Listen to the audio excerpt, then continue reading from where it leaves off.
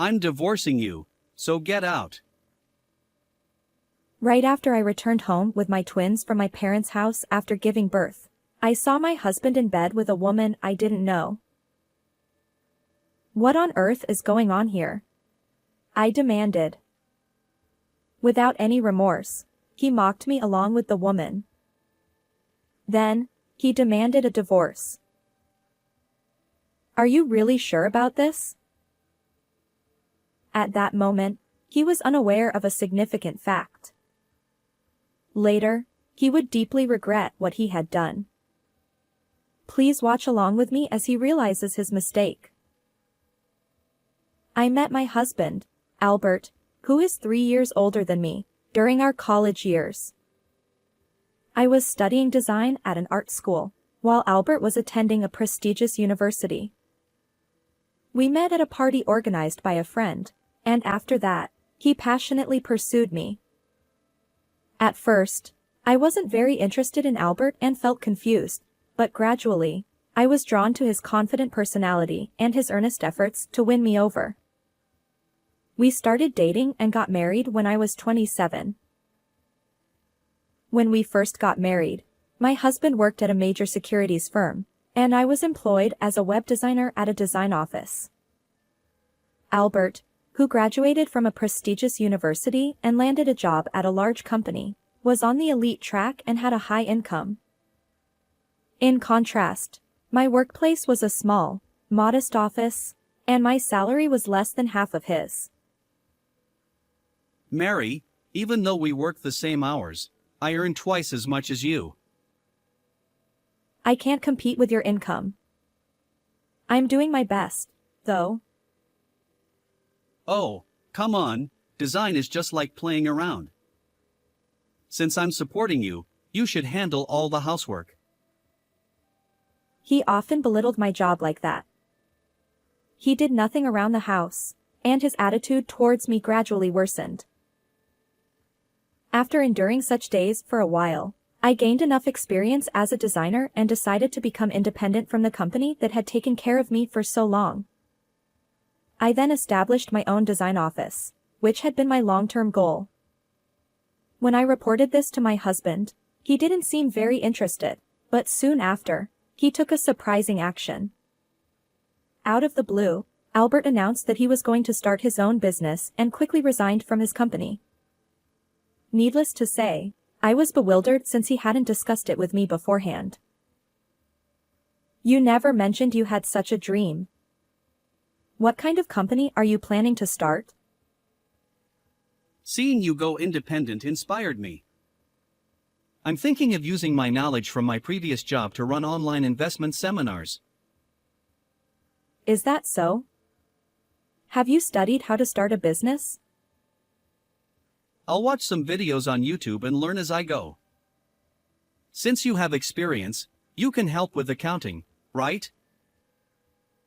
Seeing his attitude, I started to feel increasingly anxious. I had always dreamed of becoming independent and had been gradually preparing by gaining specialized knowledge and building connections while working at my previous design office. Compared to that, Albert seemed to be acting without much thought. In fact, after I resigned to start my own business, I found out I was pregnant with twins. But since there was no turning back, I went ahead and established my office. I was very anxious, and of course, he knew how I felt. Why now? I was exasperated by his impulsive decision to start a business and couldn't help but let out a big sigh. However, since I was working in a field I loved, design, I wanted to support him if he was determined to give it his best shot. So, I decided to help Albert with accounting and paperwork during my breaks from work. After quitting his job, my husband spent more time at home, but he still didn't help with the housework or show any concern for my health during my pregnancy. As for me, I was overwhelmed with house chores, my own office work, and supporting my husband. This hectic schedule caused me to experience more frequent abdominal pain and health issues. Can I safely give birth in this condition? I'm also worried about raising the twins afterward. My anxiety kept growing. I started to think that maybe I should return to my distant hometown to give birth. My mother passed away when I was very young, and my father, who raised me single-handedly, now lives alone.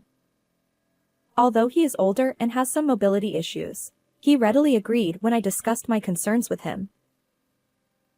That night, I nervously told my husband about my decision. I think I want to have the baby back home. You're going to your parents' house to give birth? So, you'll be away for 2 or 3 months? Yes. Having twins right after birth will be tough, so I thought I'd get help from my dad. Is that okay? Sure, that's fine. Take it easy for a while. Don't worry about me. His response was surprisingly nonchalant, which left me a bit taken aback. I was sure he'd be upset about having to handle his own meals and laundry while I'm gone. I was glad the issue of returning home was resolved, but I was slightly bothered by how easily he agreed to it. Albert must be worried about me too, even if he doesn't say it. I need to do my best to have healthy babies. I decided to appreciate his consideration and accept it gratefully. Take care and have a safe trip. On the day of my departure, he cheerfully saw me off. When I arrived at my parents' house by taxi, my father welcomed me warmly. My father, who has always been capable of handling household chores, took care of everything to ensure I could rest. A few weeks after returning to my parents' house, thanks to my father's help, I safely gave birth to healthy twins as planned. Honestly, I was exhausted, but I was so happy that I immediately sent a message to my husband with pictures of the babies. However, no matter how long I waited, there was no reply. The next day, I finally received an email from him that just said, "Good job." That's it. Albert's reaction was not what I had hoped for, and I felt disappointed. However, my father was thrilled with the birth of his first grandchildren, and my local friends came to visit, so I was able to spend some happy times. A month after giving birth, the day finally came for me to return home to my husband. I had informed Albert of the date a week in advance via email, but there was no response at all. Is he busy with work? I felt a bit anxious about returning home, but I encouraged myself, thinking that I couldn't afford to be weak now that I was a mother of twins. My father, looking worried, asked, "Should I accompany you home?" But I didn't want to trouble him any further, so I declined and got into the taxi. I arrived safely at our apartment. I was excited to see my husband again and to introduce him to our children. With a sense of anticipation, I unlocked the front door. However, the house was dark, and it seemed like no one was home. Is he out somewhere? As I thought that, I noticed a pair of women's shoes that weren't mine at the entrance. At that moment, I had a very bad feeling. I put the babies in the crib I had prepared in the living room and quietly headed towards the bedroom. The only room with the door closed is this one. With trembling hands, I grabbed the doorknob and, summoning my courage, opened the door. There, I found Albert and a young woman I didn't know. They seemed to have been sleeping, but the sound of the door opening startled them. What on earth is going on here? I demanded, confronting my husband. He sighed wearily. Oh, you were coming back today? While I was giving birth to our children. Who is this woman? Get out. You're the one who needs to leave. I'm going to live with her from now on. What? What are you talking about? Unlike me, who was raising my voice in this outrageous situation, Albert remained unrepentant and nonchalant. Her name is Lily, and she's still a student. She's sweet and cute, and you know, women have to be young. My husband proudly praised his mistress while Lily stood next to him, looking at me with a smug smile. I couldn't believe he could say such things in this situation, clearly mocking me. I'm divorcing you. Take the kids and get out of the house. Oh, really? Are you sure about this? Of course. Albert spat out these words, then took something from the drawer by the bedside and tossed it to me. It was a completed divorce application. I silently picked it up, turned my back on my husband and his mistress, and left the house with my twins and my belongings from my stay at my parents' house. So, Albert welcomed my stay at my parents' house and never visited because he was having an affair. Everything made sense now. I had thought he was being considerate of me, but it was all for him to enjoy his time with her. Just when I thought we could start fresh as a family after my stay at my parents' house, I discovered my husband's infidelity. Of course, I was shocked, but as a mother with a newfound determination to protect my children, I didn't shed any tears. I will never forgive Albert and that woman. I vowed to take revenge on the two of them and headed to a certain place. About a week after leaving the house, I received a call on my phone from an unknown number.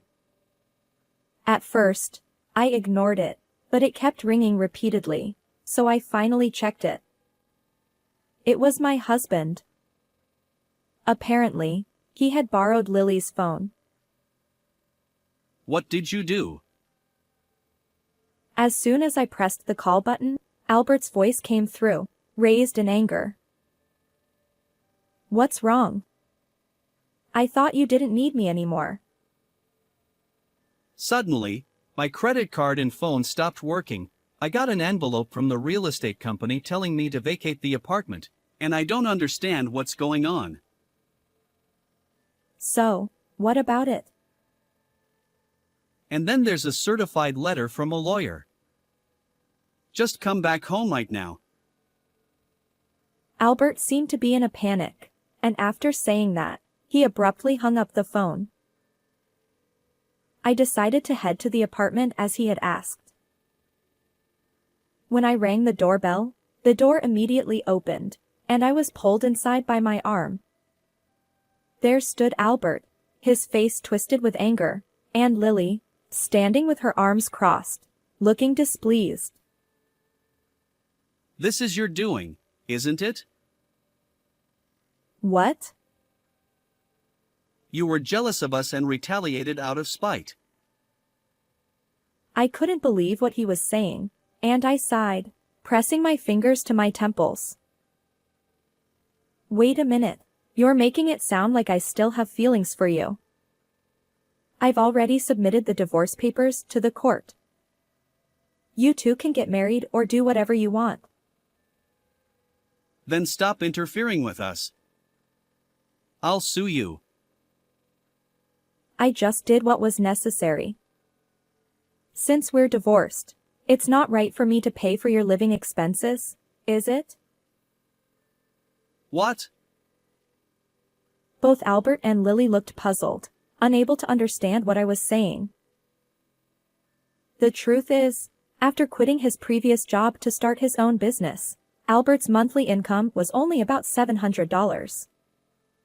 He was satisfied with just starting the company and had left all the troublesome tasks like accounting to me, so he didn't know this. I was the one who had been covering the living expenses in his place.